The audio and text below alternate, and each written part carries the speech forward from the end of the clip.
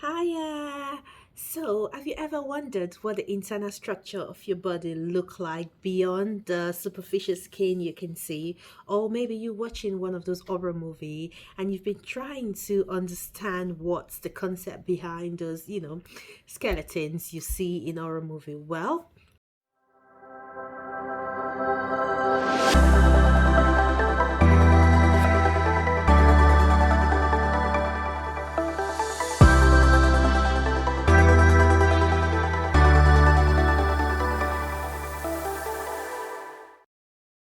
so, welcome to the nursing brain. On this space, we tend to simplify the concept of anatomy, physiology, pathology, and the nursing process, just so we can equip you with the fundamental knowledge you need, so you're able to conceptualize the concept of your anatomy, physiology, pathology, and the nursing process better when you then read and delve in depth to understand the subject matter. Today, we'll be talking about the anatomy and physiology from an overview of the skeletal system, and then we'll kind of highlight certain pathology that aligns with this or relates to this system. So, what is the skeletal system? The skeletal system are made up of several elements such as bones, ligaments, and then they're the main function of that build the body framework, and then they help to provide support to your body. They help to provide movement, they help to provide protection to your internal organs, and then they also help in the process of blood cell production and formation. And in total, when you see the skeletal system, visualize one of those things you get from horror movies. So the skeleton, the human internal framework, it's a very important component of your body because, like I've said, it gives structure and support and protection to your internal organs. The skeletal system is made up of a total of 206 bones. Isn't that a lot? I mean, the unique function is for providing structural balance to your body, movement, as well as function. Let's go in detail to talk about the skeletal system. You already know how we do it. We try to visualize things and try to make sure that your anatomy and physiology, or the body's anatomy, is kind of simple enough for you to be able to visualize to the naked eyes. So, talking about these 206 bones that makes up the skeletal system, we want to break it down to you. So, there's several concepts when it comes to the skeletal system. You're talking about the division of the skeletal system. First, we've got the axial skeleton. So the purpose of the axial skeleton is that they form the central structure of your body, and then they provide support to things like your head, your neck, and then the trunk. Yeah. So when we're talking about the head, I'll be linking things back to cavities, which we discussed in our previous section. Yep.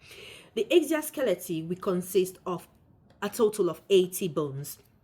These 80 bones are made up of the skull. So the skull will be the internal bony structure of your head.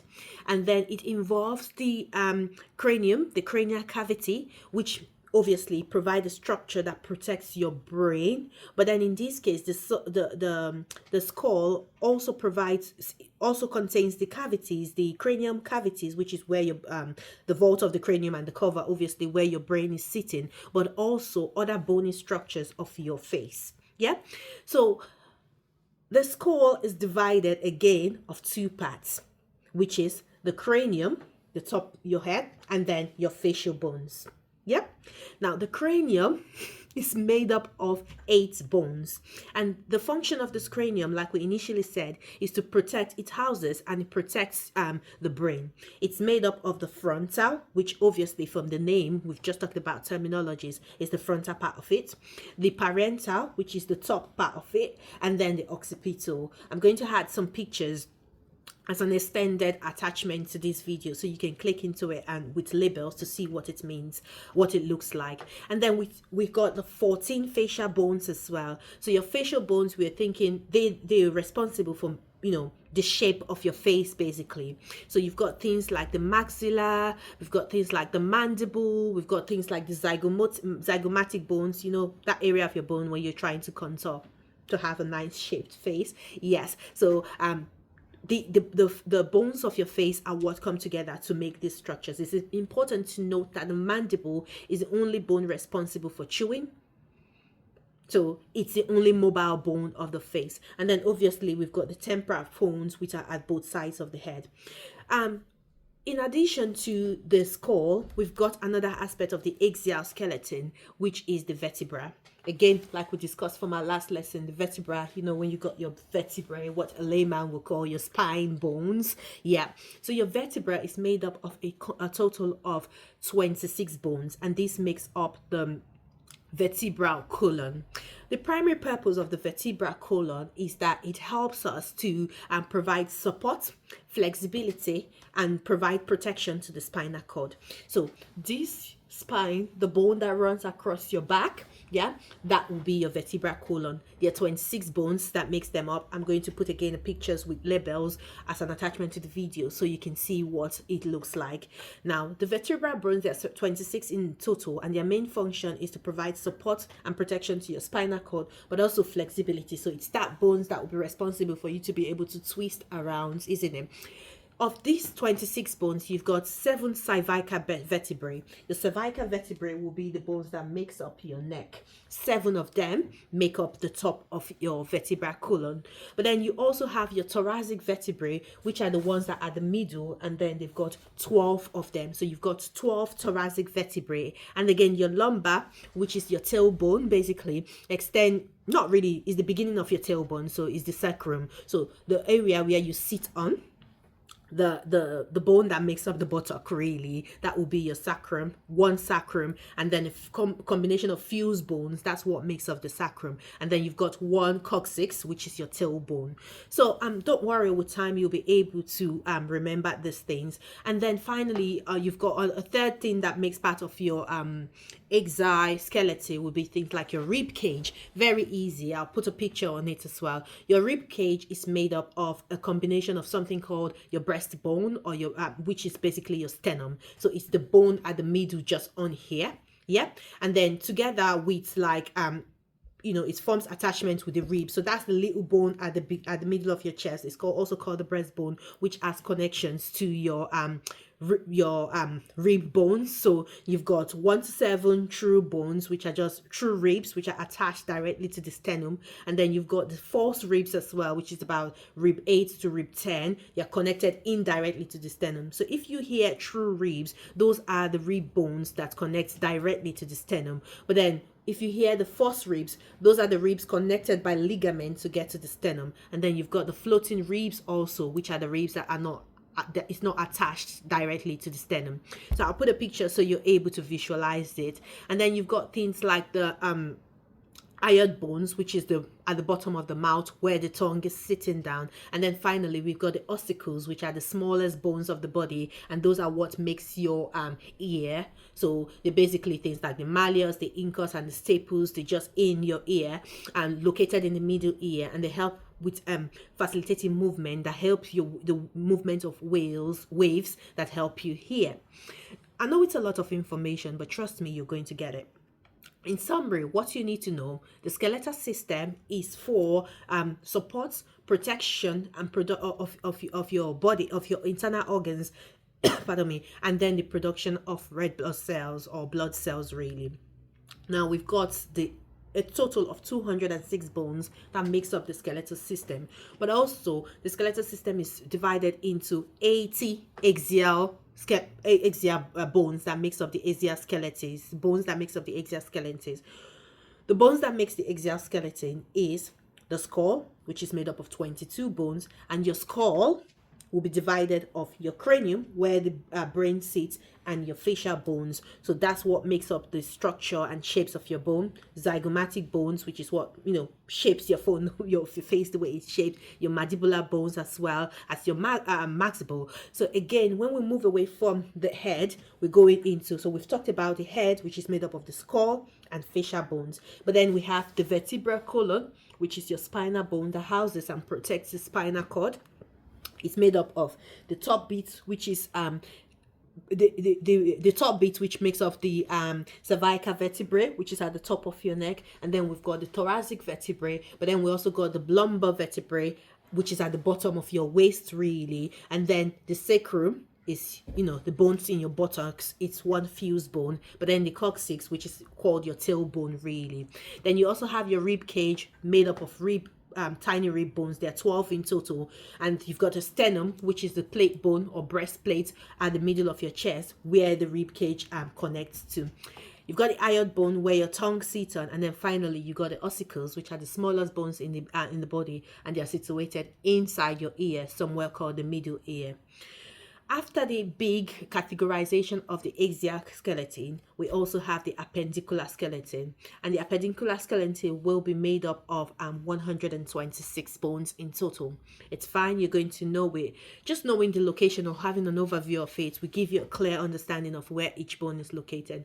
So your appendicular skeleton is made up of 4 shoulder girdle. So your shoulder, which is regularly your shoulder joint, is made up of a connection between your clavicle, which is this tiny bone on here, this long bone that runs across your neck, and then your scapula. Your scapula will be the back of your shoulder blade. So a connection between your shoulder blade, which is your clavicle, which is your scapula, yeah, just that one, and this long bone that runs across your neck, that will come together with the top of the humerus, which is this ham, to form your shoulder girdle. You also have your upper limbs. So your upper limbs will be your arms. So it's made up of the first top half, which is from there to there, which is known as the humerus, and then you have the 2 attached bones, which are the radius and the ulnars. You've got your carpals as well, which are just your palm bones, and then you have your metacarpals, which extend into the top bit of these bits, and then your phalanges will make up your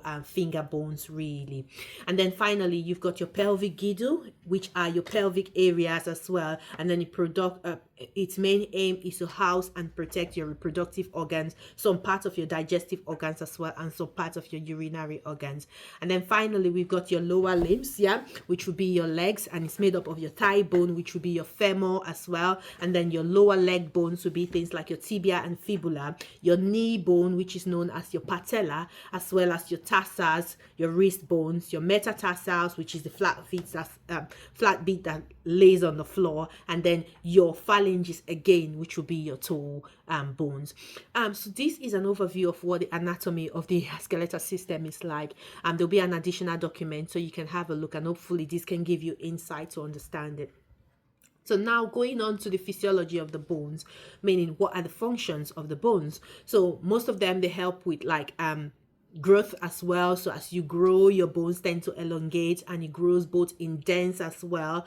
And then you've got things like protection, obviously. So they are protecting your internal organs. Your bones come together to form a joint as well. So there will be like things that maybe line the joint. That's where your ligaments will come into place as well. For example, the intervertebral discs, those are the little cushion that stays in between your vertebrae to prevent friction, and that's where maybe when arthritis come into place, it will be because those cushion on the joint has been weared off. So we're talking about your knee joint as well. For example, your patella, you've got, which is your knee joint, you might have like lining of ligaments and cartilages that protects it, and fluid, just so it's well lubricated and they don't rub off. So when you're thinking about arthritis, it will be consistent rubbing off of these joints that would then lead to things like arthritis. So getting to understand the baseline of the anatomy and physiology of your bones or your skeletal system would be able to you would then be able to identify when there is a disease of these bones.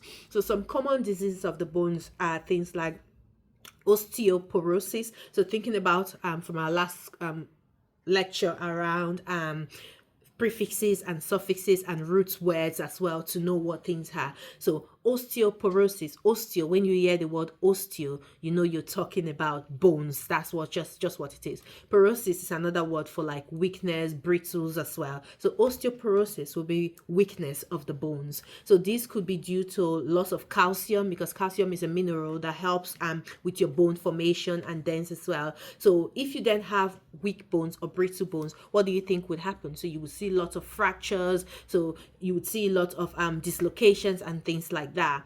So other things you want to think about would be like osteomalacia, which is known as rickets disease in children, which is soft bones due to vitamin D deficiency, mainly seen in children.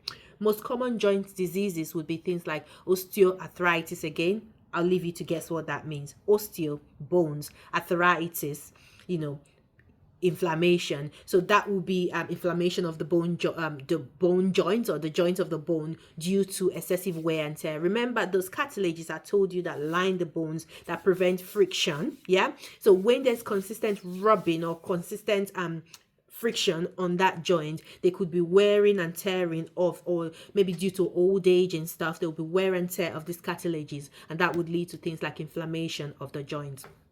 There's the rheumatoid arthritis, and this is due to like autoimmune inflammation of the joint.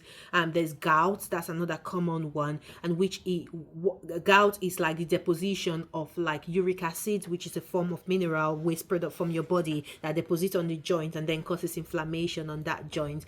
There are other things that are very common when it comes to the, diseases or disorders of the skeletal system. We've got things like spinal disorders, so things like scoliosis, which is an abdominal curvature of the spine. We've got kyphosis, which we also known as scoliosis is like an abnormal curvature of the spine, normally something that looks like this. It could be painful because it could be due to structural problems of the spine. And then we've got kyphosis, which is what we know as hunchback. And then there's lordosis as well, which is like an excessive inward curvature of the spine. And then the most popular thing that comes up with the diseases or disorders of the skeletal system will be fractures. So fracture means a break in the continuity of a bone.